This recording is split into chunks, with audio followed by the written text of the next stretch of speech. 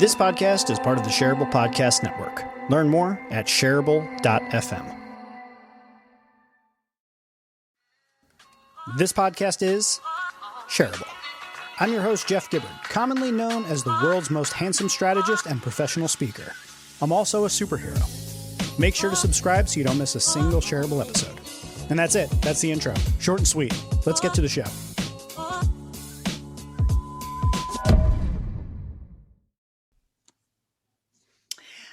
Well, hello, everybody, and welcome to this week's episode of Shareable. For this week, I have actually imprisoned Jeff Gibbard. I have tied him into the corner. He is not free to do anything other than use his mouth. His hands are limited because today I am the mofo host of Shareable. That's right, people.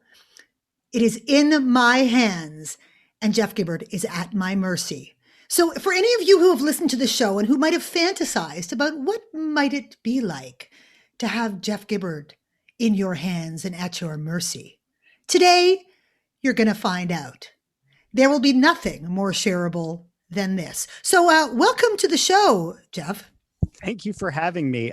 If you get a moment, could you just loosen up these restraints just a little bit? They're a little tight. No, I'm sorry. You have use of your mouth, and that's all you get, because otherwise you're going to be pushing buttons and trying to take over the mic and all that kind of stuff, and I just cannot have it. And besides, it's fun. There's a little fantasy thing going on for me, so I'm going to go with that because you're a pretty powerful dude. You have a lot of personal power, but it is all mine today. It's mine. You are at my mercy. So anybody who's getting off on this already is going to enjoy today's episode because Jeff did invite me to ask him anything. And, you know, I want to make sure that I'm respectful of this because he was incredibly respectful of me when we were on this show together not that long ago. So I'm going to dig a little deeper into the Superhero Institute and what does that really mean and how does that manifest? And then we're going to see where this goes. So everybody buckle up because it's going to be a ride. Mr. Gibbard, my first question for you is, in comic books, people wear their superhero costumes to hide their true identity. It's a mask, it's a thing, usually not very well hidden, but you know what I mean, okay? So this messes with the whole reveal who you really are paradigm, which I know you and I respect so much. So let's discuss that. That is an excellent question and a great place for us to play. So on the face of it, I would say on the one hand, the question is, who is the real person? The person in the mask, the person behind the mask. So when I think of, a character like Spider-Man, they're behind, the whole spandex suit thing. But is that person really Peter Parker or is that person Spider-Man? Because you have to look at where they put their priorities and what they do with their life and all those different things. So the question is, what is the real identity? So that's a whole path we could go down. But beyond that, I think your point that you're trying to make here is around, the authenticity of like, who are you revealing to the world? If you put yourself behind a mask, metaphorically or otherwise, are you really showing your true self? And it's just a really interesting place to play. I don't exactly know the answer to it, but I will say that when you look at the superheroes in different comic book movies or in comic books who are open and reveal their identity, like everybody knows that Steve Rogers is Captain America. Everybody knows that Tony Stark is Iron Man. You could argue that Superman and Clark Kent, the glasses aren't exactly. Yeah, it didn't really hide much, but people were just dumber apparently back in those days. Apparently. Yeah. Ooh, glasses. You look like, who you look like? Yeah. So we'll put that one to the side, but I guess I would look at those superheroes and say they seem to be willing more to not hide and present themselves to the world as they are without hiding behind a mask. So here's a question that I'll toss back to you about that, because this has really got me thinking. It's an excellent question. I tend to think about the mask not as protecting the hero behind the mask, but protecting the people around that hero. So when I think of Spider-Man, the reason that he doesn't wear the mask is because he's worried about Aunt May, and he's worried about Mary Jane, or he's worried about Gwen Stacy. He's worried about the people that he cares about in his life, and knowing that his choice is to use his great power with great responsibility is putting those he loves in danger with the enemies that he'll make. And I Mm. don't know if he would necessarily wear that mask if he didn't have anyone around him. And if he didn't have anyone around him, would he choose to be a hero? Would he be so lonely that he wouldn't make those sort of choices because he wouldn't have connection to other people? Well, how do you explain Bruce Wayne then? Because Bruce Wayne didn't really have people that he was. That's the whole ethos of Bruce Wayne, is that he was this lone wolf. He was by himself. He was a man unto him. He was an island Yeah. and had no one, except for Alfred. Yeah. But still, Alfred was hidden back in the catacombs of the big mansion. So I get what you're saying. I get that in the superhero world, that wearing the mask can be as a way to protect other people. But I still think that there is some, if we wanted to go into the psychology of this, that there's something about, I cannot be fully realized, I cannot be my full self and still somehow be accepted for being all of those things. And so I'm going to hide something essential about myself so that I can be accepted and revered. Because you could be, Bruce Wayne or, Peter Parker, and trip down the stairs and somebody catches it on, on social. And then if people knew you were Superman or Batman, your rep could be ruined. So that you have to keep these two things separate so that you can protect each one in its own regard. You know what I mean? Yeah. And what it makes me think about is like putting superheroes to the side for a moment, think about like celebrities, right? Like Mm-hmm. one of the things about being a celebrity is that you often lose your private life, or at least you lose your private life in public, right? So like if Justin Bieber goes out and he just wants to get a coffee, there's a paparazzi there. There's somebody in line at Starbucks that wants to like take his picture, and like he doesn't get to retreat to that space. So keeping the anonymity behind the mask, I think in some cases would allow a superhero to retain some distance between the abilities that people would know them for and the notoriety they would get and the fame and all of that, and at least have a place to retreat to for their own mental health. I'm thinking like, if there were actual superheroes in this world, like I mean in the comic book sense, meta human ability type things, I think a lot of them would probably want to hide behind masks, not just because it's kind of tradition at this point, but I think also because they would want to be able to go out in public and not be, potentially put in additional danger or potentially harassed from different fans. They want to have a quote unquote normal life.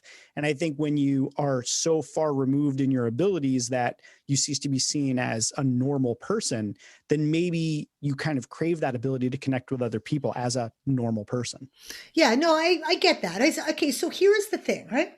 So, as the author of Swagger, Unleash Everything You Are and Become Everything You Want, which is where I come from in this, right? That's my mindset. Mhm. I'm driven by all things swagger. Um, if we take it now to the average person, the regular Joe, Jody, them, they, he, she in the world, and we look at the superpowers that we have as human beings, not the superpowers, but the real human superpowers that we have. What do you think happens when we wear our superhero costume on the outside? I love that you asked that. And I don't know if you knew this, but on my website, I actually say I wear my superhero costume on the outside, not on the inside. So I Hmm. don't know if that was a plant, but that was well placed. Um, I mean, I personally believe we should all be wearing our superhero costumes on the outside. And we should do that primarily because um, I believe we should live in a world where people are free to be who they are, right? And if you have a big personality, you should rock that. If you are someone who likes to keep to themselves, you should be able to rock that. If you're somebody who does something really well, you should be able to put that out there. And I think we should all be willing and generous enough to give our gifts to other people, in service of a better world. That's my worldview, right? So I wear my superhero costume on the outside. So I show up to meetings and I've got on a Captain America shirt, or I've got on, an Iron Man shirt or a Spider-Man shirt. And I'm not going to show up in a suit. The only suit I would show up in is a super suit, because that's what I like. and it doesn't impact the value that I get to bring from inside of me. So I can still write a strategy just as well if I'm wearing a suit or if I'm wearing a superhero shirt. In fact, I'll probably write it better if I'm in my superhero shirt because I feel more like me. I feel more comfortable. I feel more free and able to think the way that I need to think because I'm not trying to pretend also to be something else that I'm not. So yeah, I hope that addresses kind of like where you were going with it. But I think people should wear their superhero suits on the outside. Okay, so I agree 100%. And I'm someone who wears my superhero costume on the outside as well. Nobody is in any doubt of what they're dealing with when they meet me. They go, as all of that. They got all of that for reals, right? I don't have a mild-mannered alter ego. There is just one, all of this. So you just alluded to it with your Spider-Man t-shirt and your superhero t-shirt and all that kind of stuff. But I want you to now custom create your own superhero costume that manifests Jeff Gibbard 100%. What would it look like? So it can't be something that already exists that I'm piecing together from all of my stuff. No. I have to like, okay. So, yeah. Okay. Original, baby. You got to be original for this. Okay, cool. If it's like Jeff's going to feel his most amazing self. Mm-hmm. Okay. I'm going to build it completely from the ground up. Okay, go. One, I'm wearing bright red boxer briefs. They're okay. Comfy. They have super tight. Not super. I mean, they're snug. I want to feel nice. You want to have a little movement, a little jiggle. My gut in, But so I'd probably rock that. I would probably underneath of that be wearing high, matching bright red socks. So like the athletic socks that come up nice and high. Okay. I feel them hugging my leg all day, and it would just remind me, like, yo, swagger it, baby. I'm probably wearing a pair of jeans, and I'm probably wearing a pair of like stretchy jeans. Like I just found this company recently it makes, because they're kind of like sweatpants, but they look like jeans. So it's sort of like a little bit of my own costume where it's like, it looks like I'm wearing jeans and I'm like, haha, suckers, they're sweatpants. So I'm really into the jeans that have enough stretch. So also if my weight fluctuates, I don't have to feel. Are you sure? Have you checked with other people that they're not going, he thinks he's wearing jeans, but he's really wearing sweatpants? Have you just checked? Like legit? Legit. Okay, give them a plug. Who are they? Perfect Jeans NYC. It's like perfectjeans.nyc is like the company. Okay. They targeted me with an Instagram ad and they made these big old claims, and I was like, nonsense. And I was like, all right, I need a pair of jeans because all my jeans were getting holes in them. I used to wear Lucky jeans because on the inside by the zipper fly it says Lucky You, and I was like, that is so badass. So I ordered a pair and I put them on, and I was like, I might have been like 3 seconds into them, and I was like, I'm buying 2 more pairs immediately. That's how good. I think we may have found a new sponsor for Shareable. Just saying. Full on let them sponsor, because I'm also like a brand loyalist. So when I find something I like that's it. You won, you're in. Like unless you screw up, like you're in, right? So let's go to footwear. Footwear would probably be, if I could have like anything, if I'm like designing it in my head, they would be Adidas Ultra Boost, but they would be made by Puma, and they would be Ferrari red. Because I wear a lot of Ferrari red Pumas. They actually have a whole Ferrari collection, and I just love that Ferrari red. So my jeans would probably, now that we're talking about it, would probably be like that really cool dark blue, but not like the darkest dark blue. Anyway, we're getting caught up in too many details.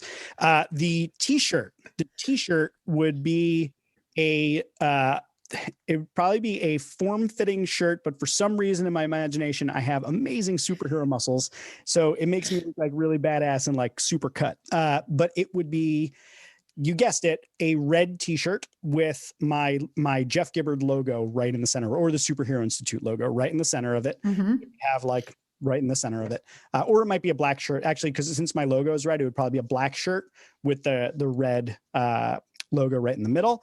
And then I would have a hoodie that would go with it. And the hoodie that would go with it would be basically the same thing, my logo. And it would be probably a zipper hoodie, a black zipper hoodie that would have my logo in the middle. And somehow the zipper would go through, but it still wouldn't show the zipper. And it would have like a really badass. Do you want the hoodie so that you could do like an extra layer of reveal? You could like strip it off and go, here I am, I have arrived. I just Or hate is when it I just in have case you get chilly? well, it's in case I get chilly. It's very practical here. The pullover hoodies always make like my shirt come off, and then I'm exposing my belly to the world. And like, I don't want to do that. I just find zipper hoodies more practical, so I tend to prefer. I'm wearing a pullover today, but yeah, I'm very much like a hoodies and jeans kind of guy. So that would be it, and it would be if I wasn't wearing a superhero shirt of another superhero, like Spider-Man, Iron Man, Hulk, whatever, I would be wearing my own superhero shirt, which is basically what I wear when it's laundry and I don't have superhero shirts to wear, or I just feel like wearing my own. Well, I think you should probably rock your own more because then other people are going to want to rock that shirt. I think it needs to be a whole thing. You Yeah, need I have a whole merch superhero store. swag. Yeah, There's a whole come merch store, on. and then I have my own store that's just for the Jay Gibbard stuff. So it's like my own logo. And here's a fun little fact that not a lot of people know: I Do actually tell. have like 4 variations on my logo. They're just different color patterns, and the difference between them is one is my hero shirt, one is my mild mannered shirt, one is my anti-hero shirt, and one is my villain shirt. So you can actually tell the mood I'm in based upon which one I'm wearing. All right, what drives those decisions? You said mood, but is it who you're going to meet, who you're hanging with, how you're feeling, what you want the other person to get? What do the different things actually represent for you? It's purely how I'm feeling. So it's like a mood ring of sorts. Like when I'm wearing my villain shirt, like I'm not in a good headspace.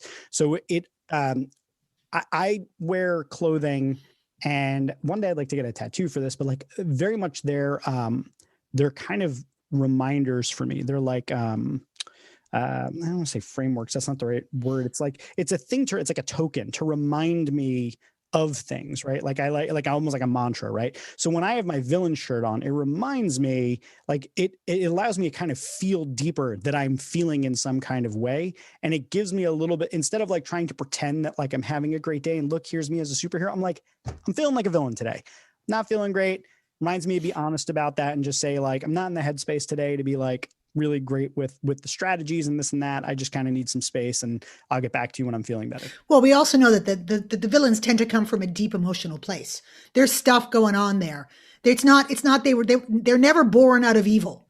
Yeah. They become evil over time because of the terrible things that have happened to them. So is that what you're manifesting and owning? 100%. And actually, just real quick, that's a reason why I like Marvel comics more so than I do DC. DC comics, their villains and their heroes, with the exception of Batman, who arguably does fit this, they're all gods. Everybody's a god. Oh, Their only flaws are god flaws. Like it's nonsense.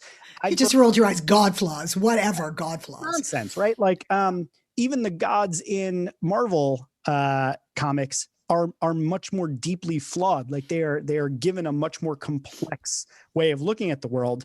And I'm glad you pointed that out. I think villains really are just fallen heroes. I think heroes are just villains that make better choices and have maybe a better circumstance around them that maybe make it easier for them to step into doing the right thing.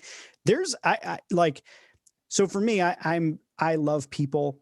I want a better world. I'm very friendly with most people, but there is a deep, deep darkness inside of me that is a supervillain, but it's very small, and I Mm. don't let it out. And I try to direct it in more healthy ways and transform it into ways that are productive rather than letting that anger out. I try to transform it into something useful. It doesn't always work, but I definitely know that there's that there. And I think for people who are in that kind of like villain category, I think they're hurt. There are things that are wrong that are stopping them from being empathetic or being compassionate or any of that stuff. So I Well, really agree with that. I remember, when I left my job as an advertising creative director and I started my training company, the words that I spoke to my husband were, I feel like I'm using my superpowers for evil instead of good.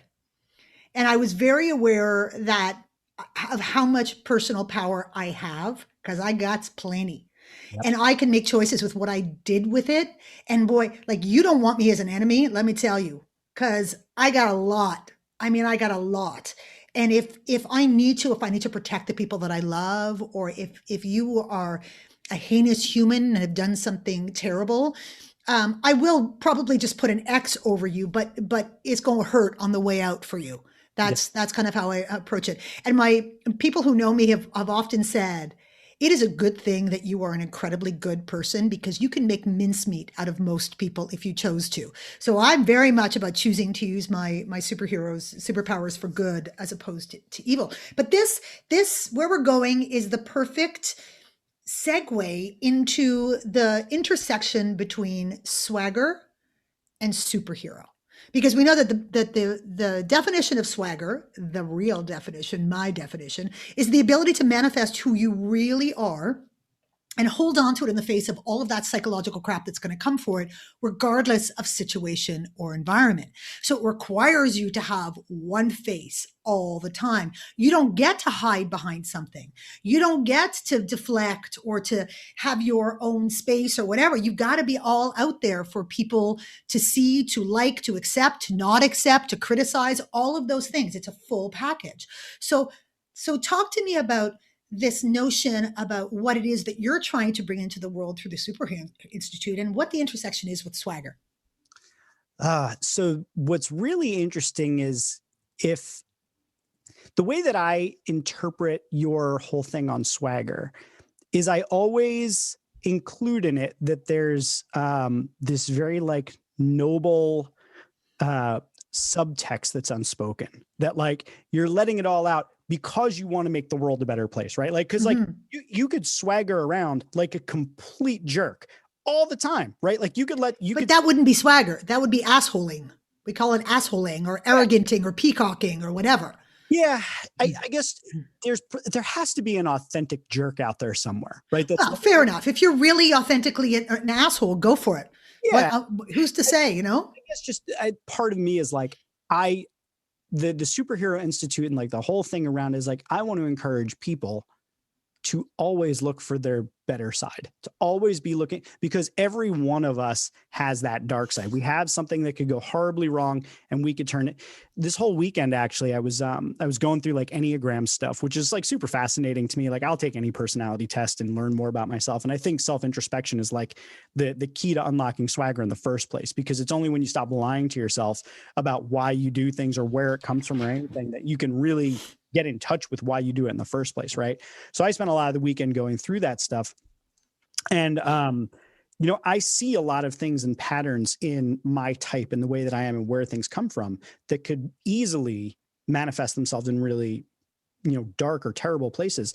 But I work really, really hard to look for ways to grow and get better. And I think the idea behind the Superhero Institute for me is saying that everybody has the opportunity to do that, to have an idea in mind of who they want to become and then take the steps to start getting there and to provide themselves with their own guardrails so that they can become a hero. Like the whole process that I've laid out and the thing that I'm putting together called the Path of the Hero is an entire training program that I'm going to be building out that is very similar to Donald Miller has this whole Business Made Simple thing where he's got like coaches and the story brand stuff and he's got, you know, certified coaches. I want to build out a program where I encourage people to like become certified as a Superhero Institute coach or you know, facilitator or whatever, that helps people to walk through the steps to becoming heroes. And it starts with recognizing the superpowers that you have and then becoming superhuman, where you can acquire and adopt many, many more superpowers. And then you have the code to keep you in check, right?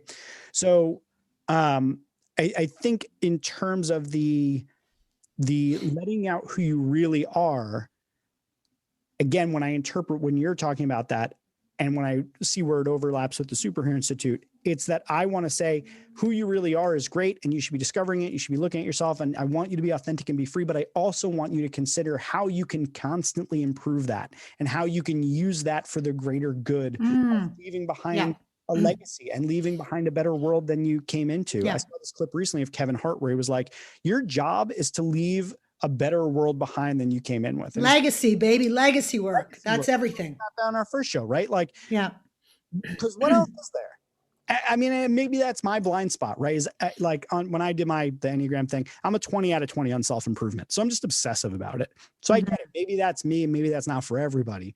But that's kind of the philosophy that kind of guides the Superhero Institute, is this idea of like, if you want to leave a legacy behind and make the world a better place, here are the tools to do it. I don't care what you do with it or how you think about that. I have my opinions on it, but like, you do you, boo-boo, you know? So like find your way that you can self-improve and become a hero. Yeah, that is very in keeping with the swagger mandate because it's completely unique to each individual. There is no one way to unleash your swagger. There is no one message. There's no one truth. It's all about intention. It's if you intentionally want to be an asshole, bad things are going to happen to you. That's it. Sorry, sucker. So it's truth, intention, self-belief, and you got to have those three things together. But you're talking about training, which I actually had a training question here for you next. We both come from a training background. So how do you go about building experiences for your clients? Is there a methodology? Do you work backwards from outcomes? Do you have a big picture and then get into the details? How do you craft those training experiences for your clients? It's a great question. And I'm going to tell you, and then I need you to tell me how you do it Okay.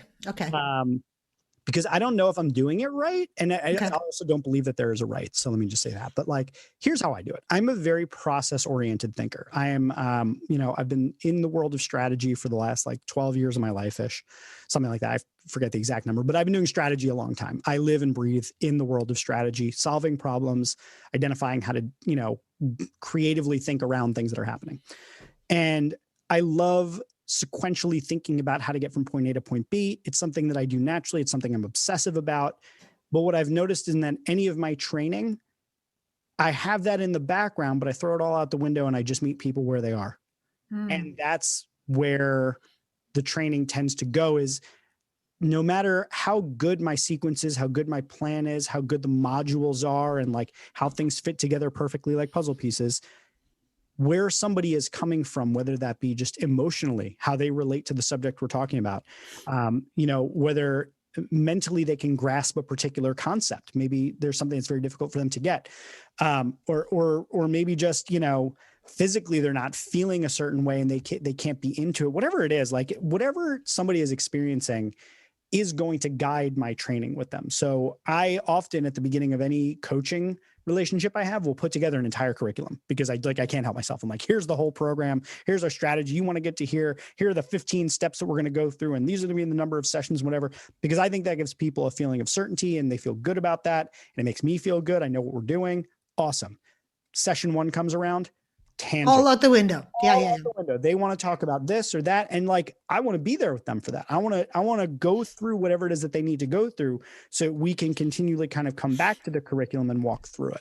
Yeah, that can be very challenging when you've got a room of 20 people, though, because everybody is at a different place and a different thing. And you have to be, I love that you're mindful of that, because that is absolutely key. One of the things, the sort of the assessments that I put, anything that I've created, the question I ask is, can anyone come into this where they already are and progress? Because that's going to dictate, for example, when your client says, well, who should be in the room for that? Mm-hmm. And you may have things where you say, actually, it's better if you have people who are, at this stage in terms of their experience, or sometimes it's better, mix it up, because they're going to learn from each other. That's going to be amazing. Or, and you have to know your experiences well enough and understand, human beings and human behavior enough to be able to know what that mindset is going to be in that room. So to say, don't combine people for this one, or all levels or not all levels. And that's part of what the expectation is. So I know it's like you're on the one hand system, process, and on the other thing. And then the other thing is you trust your instincts so well, because you're so freaking smart and sharp. So you trust that your instincts are going to guide you in this. Do you say to yourself, when people leave the room, I want them to think, feel, believe, and be able to do X? Or do you say, I want their experience in this room to be Y? Does one drive the other? So also, I'll answer that question, but let me just backtrack real quick. When you asked the first question, I immediately went to one-on-one coaching in my head, because that's more your jam. Yeah. Yeah, I'm very much about, if you catch me in a networking event, if there could be 1,000 people in there, I'm in a corner talking to one person and know them and go real deep with them. Yeah. In terms of group training, I think about it in almost an entirely different way. What I will say is that about the concepts that I'm typically training on now, if you go back to my social media days where I was a social media trainer, it was a different kind of thing. But now what I'm dealing with is what I would consider very universal topics, right? So I don't care who's in the room. In fact, every different person from every walk of life is going to get something different about being in the room when we're talking through superhuman training. Like when we're talking about getting to that next level and acquiring those skills, everybody's going to come with something different and they're going to take away something different. To your question of what do I want to get out of those sessions with people? My ultimate goal is always transformation. And I realize that there's two different ways that that can happen for people based upon who they are. Some people are transformed by the experience of something, and some people are transformed by the information that's provided to them. What's nice is that I tend to approach everything with, I'm going to give you both. So you're never not going to get like an info dump from me, because that's part and parcel of like the way that I'm wired. Is if I know about a thing, I am itching to tell you everything I know about that thing. And I will give it to you in 15 minutes. I will give you, if I knew world history, I would take you from like the dawn of man to like today in 15 minutes. Yeah. That's just how I operate. I'll just dump it on you. But at the same time, I'm mindful throughout that process that I have to read people's signs. I have to see how they're taking this information in. If there's something that they're particularly interested in, I want to go further down that path. Well, we know that it's not about how smart you are or how much knowledge or how much expertise you have on the subject matter. It's about the ability to make them aware that there just might be a gap in their knowledge, then show them that getting that gap filled is easy, and then making them feel really good about the fact that they filled the gap. And doing that over and over and over again in these little clever bite-sized ways so they don't see you coming. Yeah. So that they never see that that's what you're doing with them. But it's like, here's a little exercise that looks really banal on the surface, but that highlights that they don't have an essential piece of knowledge. And you go, oh, that's bad, right? We don't want to do that. Okay, so here's the gap that you had. Here's some knowledge. Okay, now we're going to do another exercise, or we're going to do it a different way. Was it better or easier? And everyone goes, yes. And you go, right. Okay. So now they have accepted the piece of knowledge as something that is useful to them. But you have to do that progressively so that every time you do that, you are building their confidence, because you're building their competence, so that you can keep loading them with more.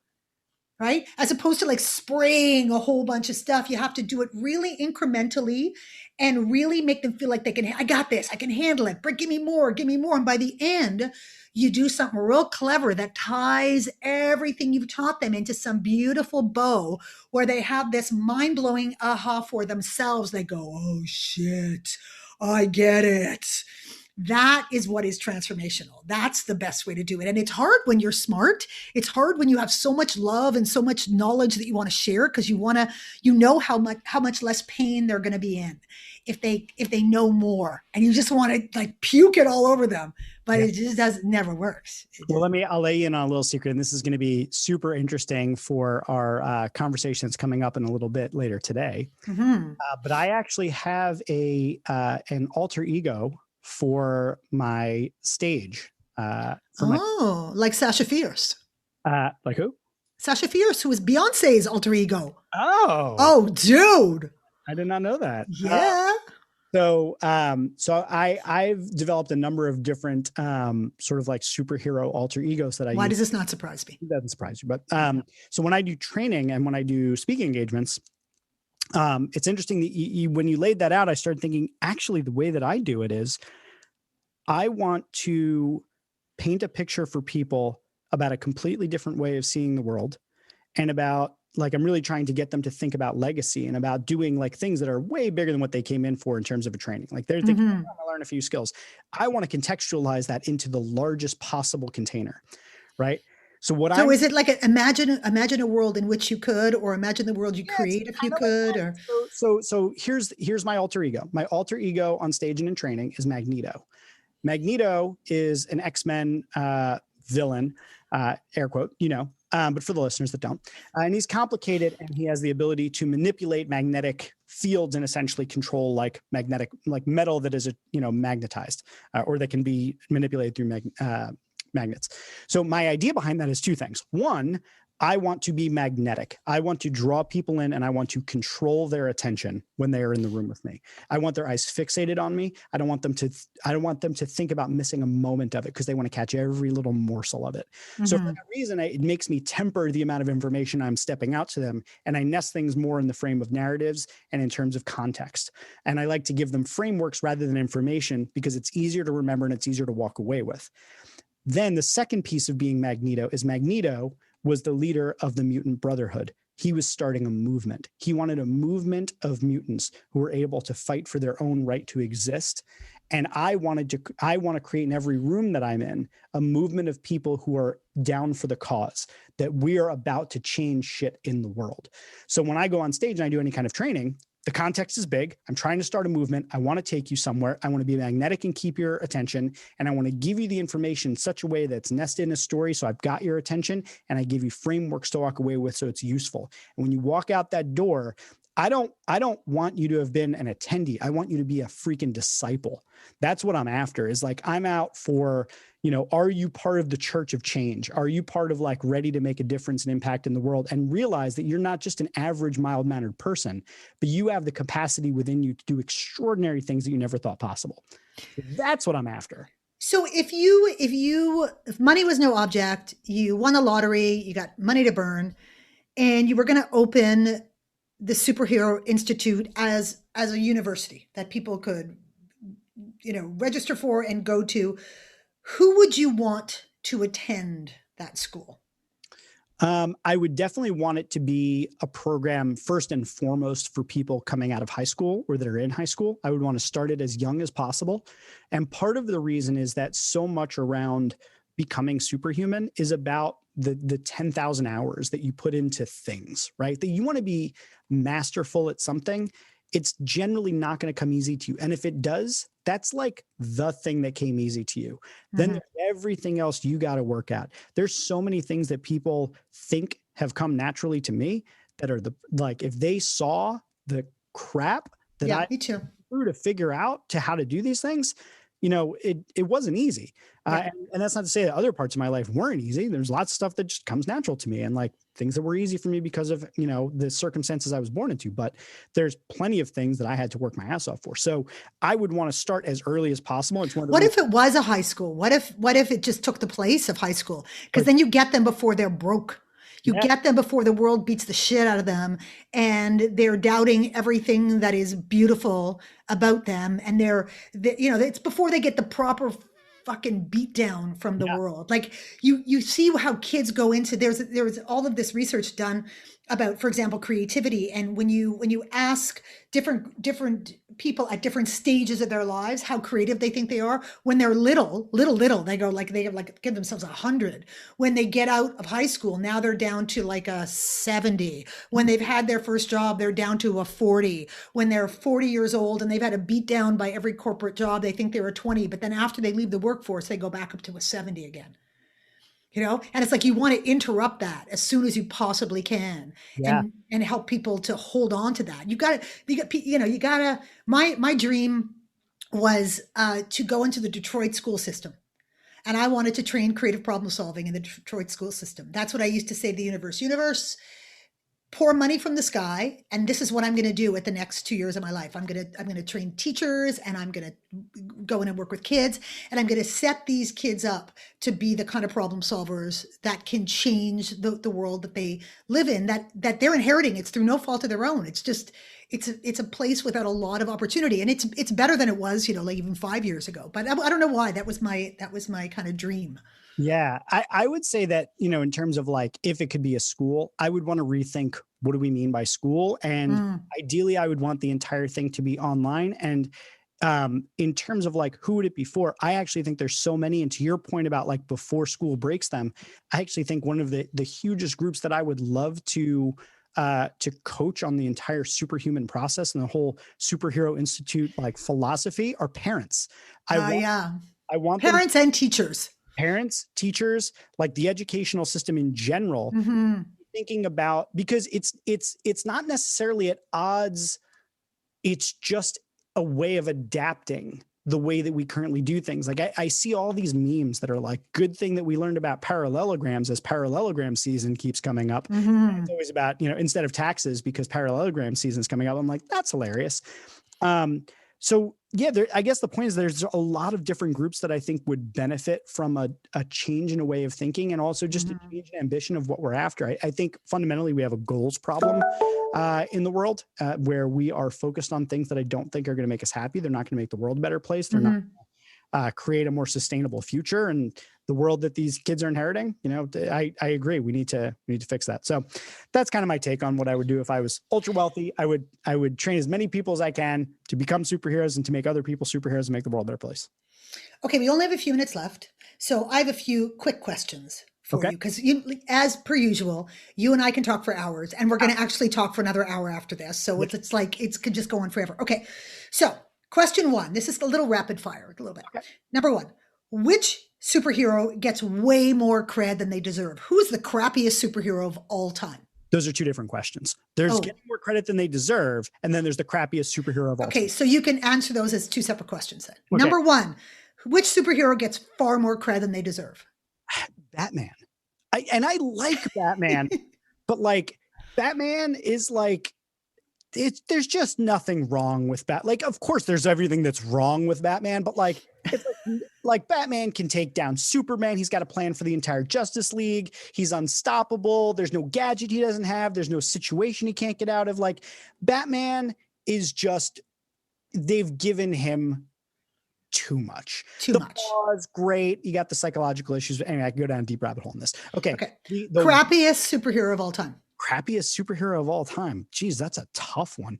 I mean, probably the cartoon version of Aquaman. Kind of feel like that's one where you're like, but it's an obvious answer. I don't know. It's hard to say. Obvious to superhero nerd geek boy, perhaps. I just mean in terms of like the meme of like, who's a stupid, you talk to fish, like Family Guy made fun of it. So I guess just I feel like it's a cliche answer to say Aquaman, but like I'm having trouble thinking of another character I think is like stupider than that. Okay, so you have to answer this quickly. Okay, I will.